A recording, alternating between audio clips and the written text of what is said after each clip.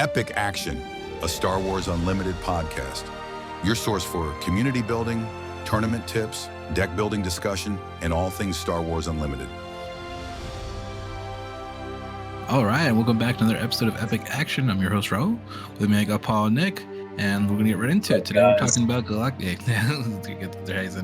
We're talking about Galactics again today, but Nick's 6-step plan and how we can improve the experience next time for users. So, Nick, I'll go ahead and let you take it away. Yeah, so I really want to start with saying I had a really good time. For the most part, my experience was good. But there's definitely some really highs and some really bad lows.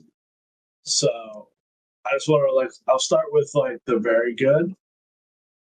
For the vast majority, the community was great.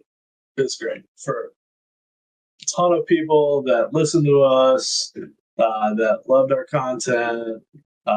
Multiple of them came up to me like, "Oh, I listen to you guys all the time." Apparently, we got a lot of people on the West Coast that listen to us. And there, a lot of people said they stopped listening to other stuff just because we were more down to earth. So, that's one way to put it. I mean, in keeping with that, we're gonna I want to run through a lot of the good and a lot of what needs improvement, and then an idea of where, if they changed it, where I think I can eliminate a lot of the bad feelings that people came out. So another part of that was really good. The main event went off with minimal hiccups. There was no wild rulings from what I could tell, at least no murmurings about it. I know there was, video here and there. Somebody apparently got accused of cheating, but other than that, failed shot. Yeah, so it was unfounded, but yeah. Yeah, I'm not saying anything that happened. That was the only crazy thing that happened for the entirety of the 3 days, I think, that I heard of. Outside of that, I mean, other than the main event, like we talked about, getting started late, that could have been better. But that it goes into some of the bad, ugly parts here. No crazy deck checks, no foil issues. Nobody I heard of had to go find cards to get rid of the foils in their deck. So big shout out to FFG for that. Big improvement over what we experienced in Richmond. And it's not to say Richmond was bad, just I want to say big shout out to FFG for that. Because that's what everybody was there for. Main event went off without a hitch. So into some of the bad. Side events, absolute complete disaster day one. And there's no ifs, ands, or buts there. It was 2+ hours for lines to get into side events. And so if you're in the main event, we've kind of talked about it. It was there was no point in dropping out to go join side events because it was just so long. So that's got to improve. And I will say it did improve over the days, but a lot of it was slight improvements until the final day. So that was an issue for me. It felt like because of that, you were not having fun at side events. You when you were quote unquote grinding, you basically had to stop playing as fast as possible, send somebody into the line, and go again. And I have an immediate question for you while you're here too. Yeah. Did you think looking at the line and looking at the situation, was it a staffing issue, understaffed, or just I think complete unpreparedness? I think it was a disorganization. I think employees seemed undertrained for what was going on. A lot of them didn't seem to know what was happening. It was also right next to where the main event stuff was going on, and right next to where the prize table was, and you had a whole nother hall that nobody was in and using that you should put all your side events over there. And it just like spread things out to where there was so much space there, and it was just so poorly used that you had probably 80+% of the people in less than half amount of the space. And so that created a lot of the issues. And so I'll get a little into that in here in a second. Prize wall, it's not that like the prize. So I'll get to that the prizing in a second. But the prize wall in and of itself, not like limiting people and leading to like just huge scalping issues. I know this happened with Super Laser Blast. Like, I didn't realize I was going to have to go up to get a Super Laser Blast like day one because somebody decided to let a dude buy like 300 of them. And then they're selling them for like 50 or more a pop. Up to 150 now. yeah, and nobody can get a hold of them. I had to buy one for $50. You're welcome. I don't know that it's real number, but I heard someone bought 1,500 off the prize wall. That very well could be. I would not be shocked. It was ridiculous. And they're like, well, we're only going to have a small amount on day 3, and we're going to limit it, but we're going to let all the VIPs come in and get it first. And then it's like, even the VIPs tried to go in, and they were only limited them to 1 each, and they had like 20. And it's like, they had plenty of the other ones, but it's just a Super Laser Blast. And so, one of the best looking ones. Yeah, and not to say, and that's where I'll get into in a second. The actual prizing and whatnot. The scalpers, those are the worst part of the community. Those all POSs, in my opinion, and I really think they're some of the worst part of what I experienced. And then this is more event stuff, but this is just the really bad physical tickets. Why are we doing it? I thought we learned from COVID, everything went digital, and we just all of a sudden decided it's 2005. They apparently lost a pallet of the event tickets. Mm-hmm. But I mean, we had badges that had QR codes on them that were tied to an account. The only time they ever scanned them was for the pins. For the pins, and then to get into the panels. Only time it was ever scanned. Like, why are your event tickets not on your badge? Right. Like, and there was the day 2 when nobody had any event tickets. There was a line not only out the door, but then around the corner for just to try to get event tickets to then go stand in the hour and a half side of it. It was an absolute disaster. Not only that, they had credit card machines there. Like, why are you just like, let me just pay for the event? I had to go pay for the ticket and then to hand the tickets off, which was no quicker than them taking 2 seconds to scan my card. Right. That was just, you need to go all digital. I was talking to people, they said FFG has done that before with other games where they've got your like little credits on your badge. I don't know what the disconnect was here, but that would have drastically changed things. They were using Melee for everything else, so like they would input you into Melee. Why not just let me sign up and pay on Melee? Yeah, true. Just open them, fire them, and then like send a text message out when it's your pod's ready. Yeah, or even like in a Richmond, they had these little like things they have at restaurants that like rumble when they're at your table's ready, and obviously they have those available. So, So step 1, digitize everything. kiosks, even like airport kiosks for checking in for your flights. Like have a ton of those. Let people sign up whatever they want, and put the text message. Great ideas for sure.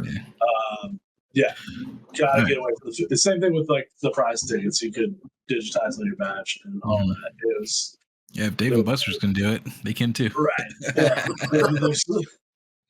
All right. And then moving on. So step one, digitize everything. Last bad, mass disorganization, like we kind of talked about. I would have set it up in a way where, hey, your stuff you're doing for the side events, that's over on the far side of the hall. The main event's on the complete opposite. Prize wall in the center. They had plenty of space to kind of move things around. Everybody, unfortunately, got all in the center, or all on the one side of the hall. The vendors were hard. Like I hardly ever saw the vendors after day one. And that was just when I was going through the pins. I would have set it up. There was no signs for anything other than the big sign over the side event stuff. But they had 3 lines for if you wanted to like do the timed events, if you wanted to do premiere pods, if you wanted to do the other pods. So cool you're talking about vendors. I actually haven't heard anything about vendors until you like bring it out now. Like I know they were there, but like how were they? Were they like overpriced? Were they fair? Did they have singles that people needed? I couldn't tell you because it was completely on the complete opposite side of the hall that nothing was going on over there. There was like the whole trading section that nobody went to because they had to spend 2 hours sitting on the side event line. Right. If you're gonna have people sitting in the side event line, why not have it funnel right through the vendors? I think your vendors love that. Everybody's checking out your stuff. Like, hey, while I'm waiting, might as well buy this. One time I did see it, it seemed fairly reasonable, like at least the seal product. I don't know about the individual cards and whatnot. But yeah. So what finish off looked good. They improved every single day. They improved. I will say that could have done less with like more signage, less with employees. That we're trying to direct people, and those employees could have been used elsewhere.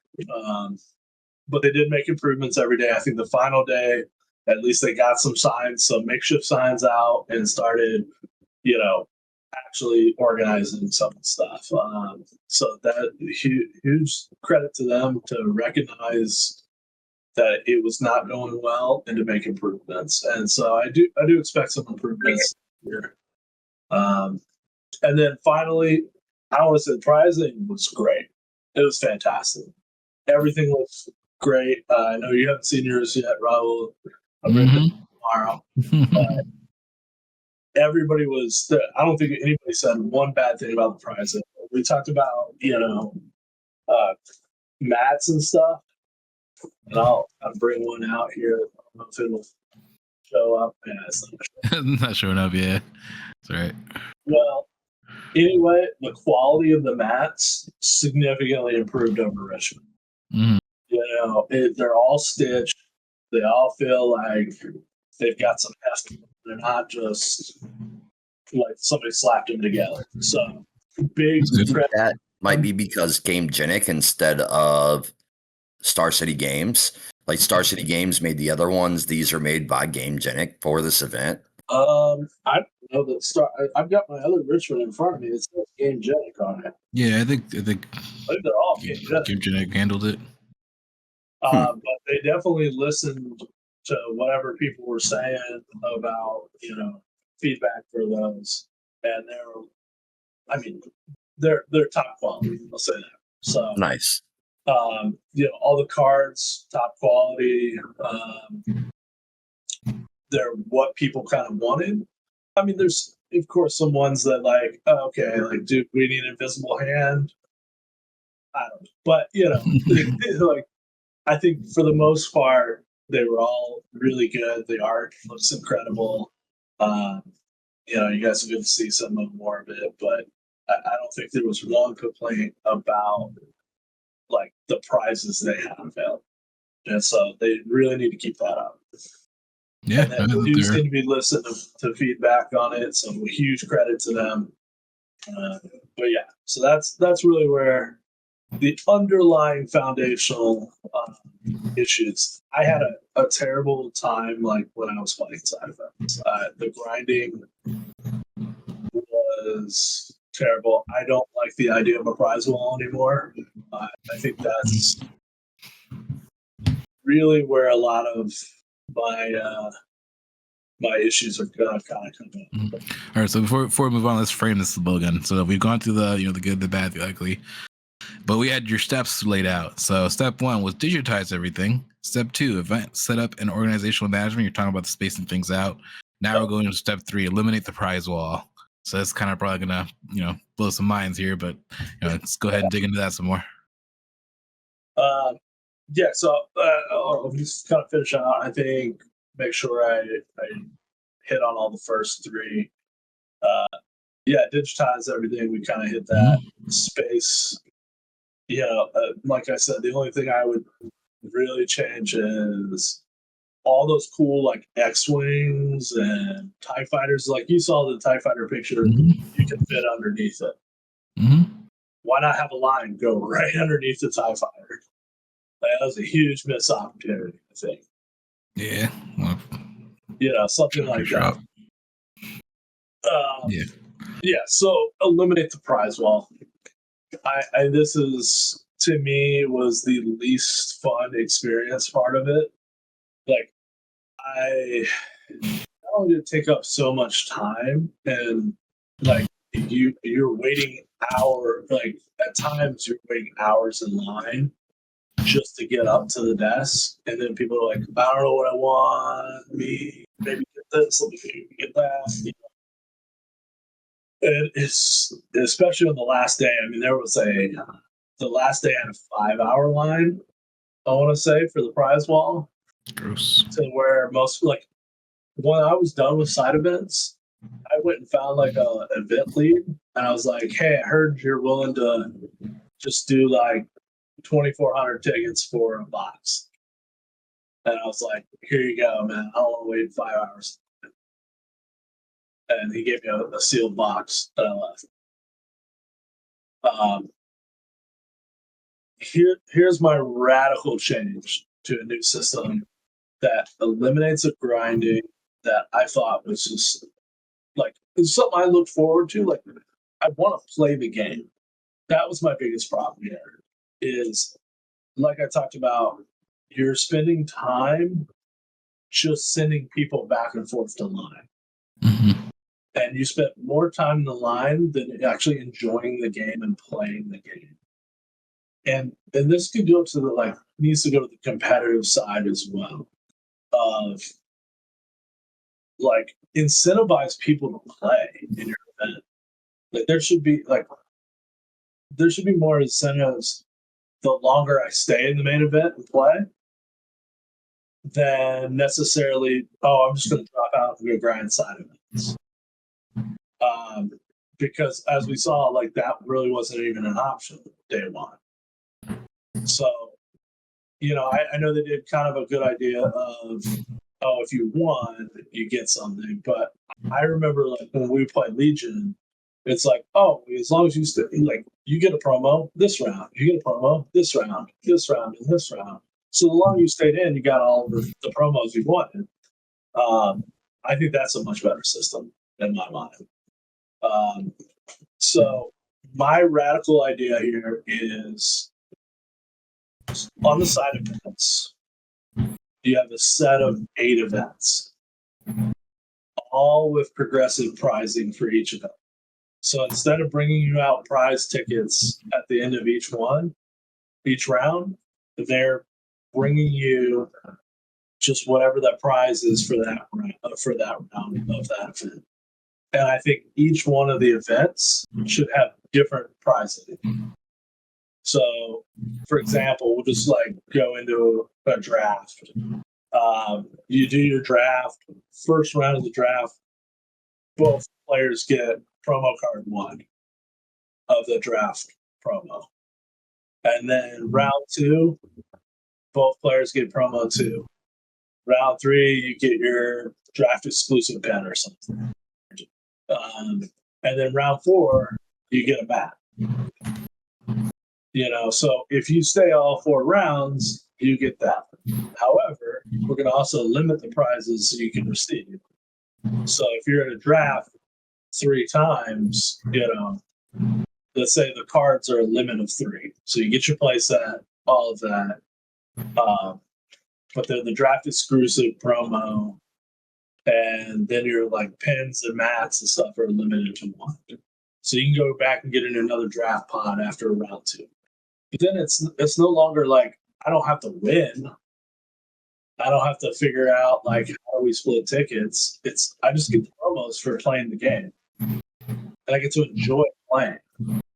There's no longer that crazy incentive in the side events to just be overly competitive.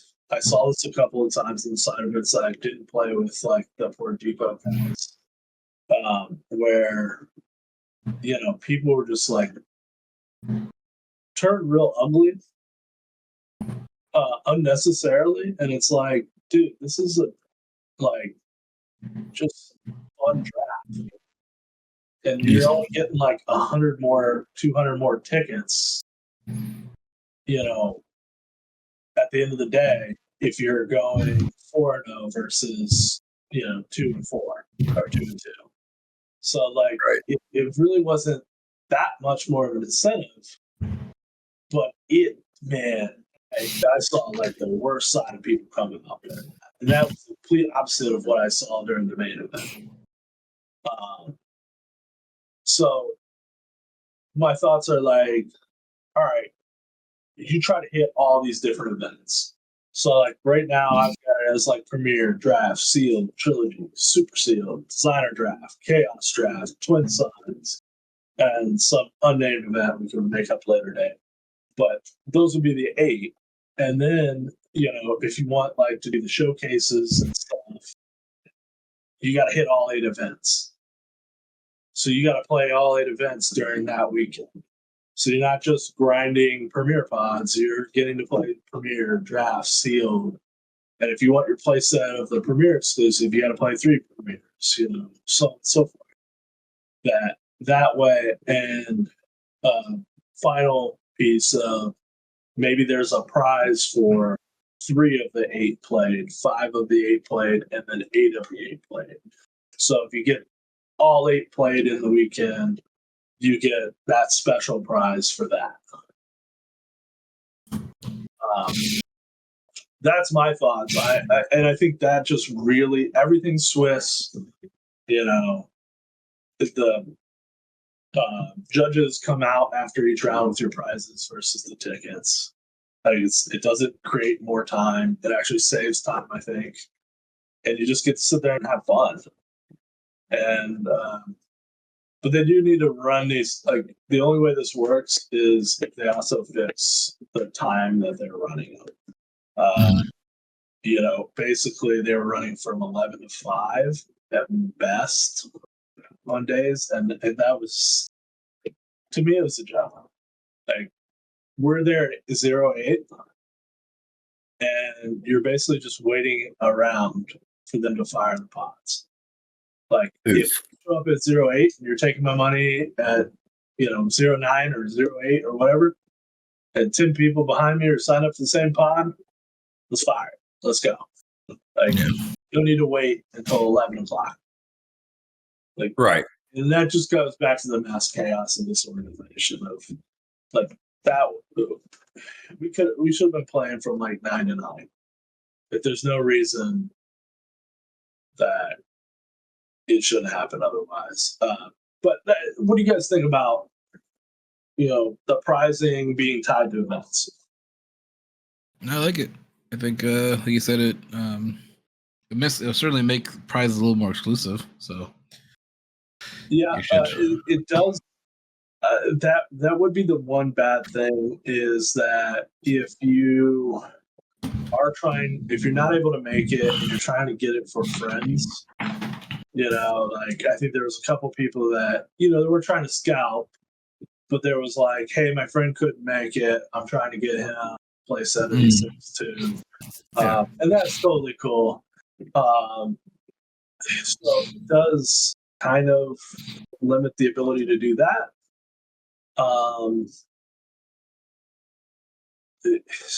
So you gotta pick your poison, I guess. Yeah. You know what's better, allowing people to, you know, just scalp them all, and then nobody gets it, and then FFG doesn't make their money. But this rando who bought 1,500 of these because they're priced so low, now gets to make thousands upon thousands of dollars. Yeah, I don't think that's a very good idea. I think this solves that problem. I mean, also just limiting at the prize wall solves that problem. But this solves the other problem of the grind that I just don't think was a very fun experience at all. And, you know, after the day I was there for the main event, I told the Port Depot guys on day 3, I was like, I did not have fun on Saturday at all. And I don't want to do like grinding Sunday. I want to actually play and have fun. Mm-hmm. That's what I was there for. And so that to me solves that problem. It solves the problem they had with the league event, the league play ones. Like, oh my god, dude, people are trying to fight for those. I luckily, like, because one dude put me in the wrong line when I was there for the league play line and told me to go over there, and it ended up being the pen line. So I popped over there to the league play line, and some dude tried to fight me. And I'm like, dude, man, the guy put me in the wrong line. I was here since, you know, way early on to get in this line. And, you know, then they were only taking tickets. So people didn't have tickets, but they had money. And they wouldn't take the money. And so I had my tickets. I'm like, yep, back here. Well, tickets right here. And he's like, yep, come on. And I'm like 10, 15 people behind where the line ends. And so I got my mat and popped out. And then, you know, people were showing up to the side event lines. They're like, hey, I want to sign up for league play. And we're like, dude, that's way on the other side. But there's no sign. There's just a random table there handing out the mat. So and it's more and bigger signage. Yeah. My thing was like, if you're going to, their view was that they were doing that for, to give some people a little extra. And I'm like, bro, you limited those mats so much to like 300 total. That's not something extra for an event of 3,000. Like, league play was supposed to be like, oh, we'll sign up, we'll have people come, and then people are trying to, you know, do the same thing with the mats. I do with Super Laser Blasts, get 3 of them and, you know, scout them out. And it's like, if you made 1,000 each day, you have no problem. Like, that's a little something extra. You making it so exclusive that it's probably one of the most exclusive things at the event is not for the fans, I don't think. That would be my feedback then. All right, so recap. So number 4 was the new system. You're talking about the 8 events and how the pricing are tied to your participation in them. And then step number 5 is just start earlier. Like I said, there's no reason if they have the hall open like that, people would just be standing around. Like just run events as soon as the thing opens up. Yeah, I mean, like we sat in trying to get signed up for the Super Seal. Yeah, I was in line at 09, and they probably didn't open it until like close to 10. Yeah, and I remember also like at Richmond, like the same thing happened here. It sounds like where they like closed the side events like way earlier than you would think. Yeah. Well, in the staff was sitting there the whole time. Mm-hmm. So you're just sitting there staring at the staff, like sitting behind the desk. Mm-hmm. And they're like, hey, man, take my money. Like, let's go. Like, it's just nobody had like the go ahead from whatever higher up was saying, we're open. So that's, we had some staff complaining that they were there for 8-hour days, and I'm like, That's a normal job. that's a normal job. That's what you signed up for. It should be closer to a 12, 14-hour day in my mind. Question before we move on to staffing, though, real quick. It's sort of in line with this, sort of not. But sectors are coming up, regionals are coming up, and they might not be, in the next 2 or 3 months. But when they do, and if there is a prize wall, I was going to be. Do you think they might bring in the prizes that were at Galactics that were so hard to get a hold of, like these super laser blasts? You think they might be showing up at sectors? Is the Lucas showcase going to show up at sectors? They didn't have any super laser blasts left. Yeah. Everything else, I think so. Yeah, I heard something. I don't know if it's true, but apparently they destroyed any extra promos so they don't go out in the wild. I don't know if it's true or not. I can see them doing that because they're supposed to be, Galactic exclusives, but I doubt we're going to see anything that says like Galactics on it at a secret sector, even if it's left over. Considering they were giving away the sector or whatever the Minneapolis stuff was at Galactics when they started running out of prizes, I doubt they destroyed anything. And they were doing that at Gen Con too. They were giving out like leftover stuff. So it may be a little bit before you see some of that stuff kind of pop back up again, maybe Galactics next year. But interesting. I feel like there's no way they're sitting there destroying it. So I hope not. Like, this is what I heard. Doesn't do that. Like, you got to look at it from a business perspective. Like, they don't care. They don't make money on the secondary market, right? So they don't care how exclusive your crap is. That they already sunk their cost into all their stuff, and they already sold it at what makes their money back. So they're going to try to. They're more likely to sell those stuff themselves than care about you making it more exclusive. And I don't fault them for that. They've got a business to run. They got to make their money and do all that. I can see them showing up at least maybe next Galactics. All right. I would like to see any showcase be on a prize wall. Like they had it. If you're in the top 64, you could win the showcase if you're the lone competitor in the 64. But let's make any showcase available for prize tickets if we're going to keep a prize wall. And I would like to see it go all digital. There was one interview they did where they were basically saying they only had so many showcases left. So it was not like we just can't hand them out because if we did that, we only have so many we could do. They would have to do a special print run, and I doubt they're going to do that. Yeah, that's fair. So, all right, but let's move on to this final step here because I didn't know there were panels there. I don't think I heard anything about panels until you mentioned it here. So tell us about the panels. They were not advertised, I think, at all on the website, and if they were, within the final days. I just found out about them as I was registering. There was a whole bunch of them, a bunch of content creators had panels. I was talking with Jeff and the boys, and they were like, we need to come up with a panel for next year and get on that radar. I was like, I'll have an outline to you by the end of the week. So start thinking about panel ideas that you would love to talk about. And I think if you're not grinding and you're not doing all of that stuff, there's plenty of time for that. You get to just go enjoy what you love about the game.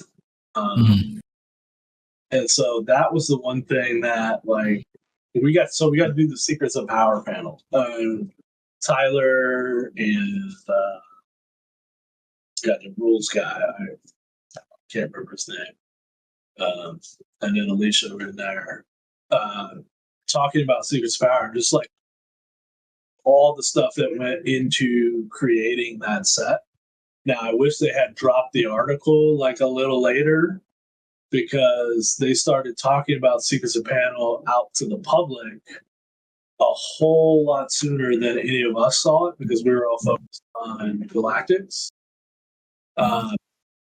And so I wish we had kind of gotten that exclusive first look. We did get to see some exclusive cards. I know that's been widely shared at this point. But cool. Oh, sorry. Yeah, so I wish it was just not like, I wish there were more advertised and that you felt like you had time.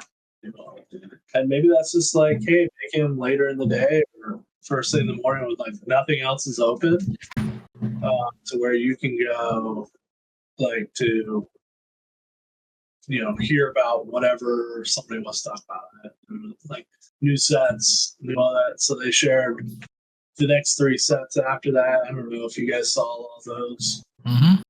Okay.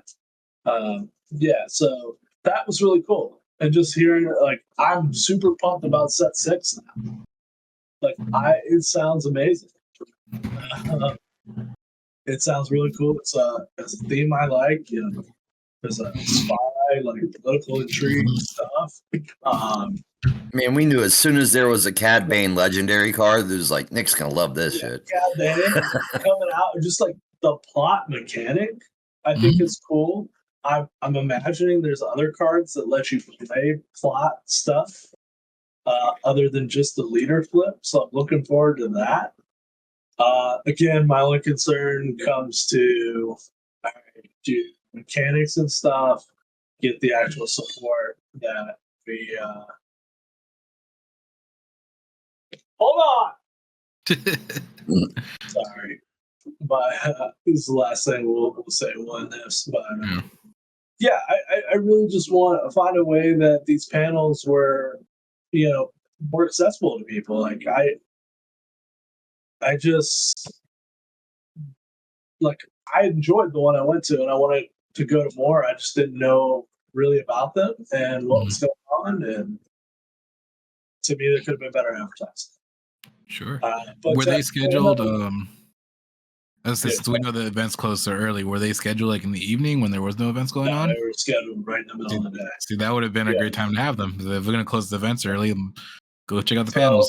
They did some other things with like content creators. I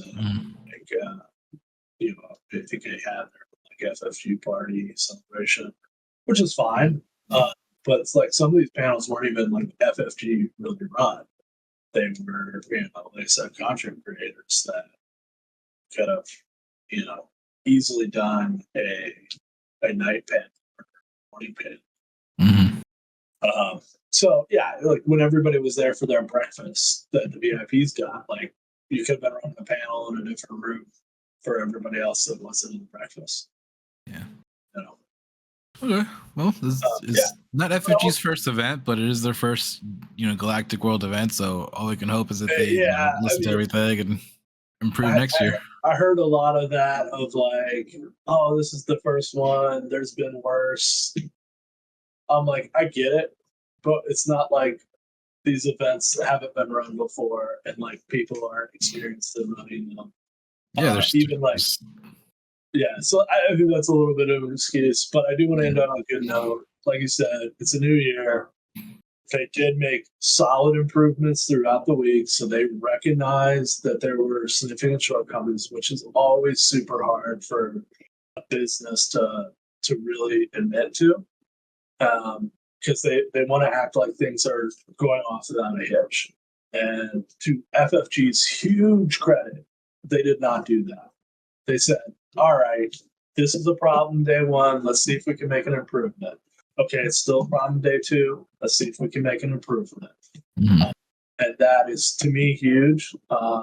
So I think this next year is going to be even better than we had like that first 8 months, of the last year. Going into jumpable light speed, we were kind of like, this set needs to hit. I don't see that being a problem going forward. I think they are learning very quickly. I think they are doing a lot of things that are very fan friendly, which I appreciate. I think they should keep that up. And I think that they're going to do a whole lot better coming next year. I just don't want to see them lose the lessons that they learned at the end. So hopefully they did a hot wash of what worked and what didn't. And then they have an idea of where to go for it going forward. Awesome. All right. Yeah. So hopefully you can attend next year. I imagine you're going to try to go again. We'll see. It's a hard time for me because like during this period, I just spend a lot of time. I'd rather do that.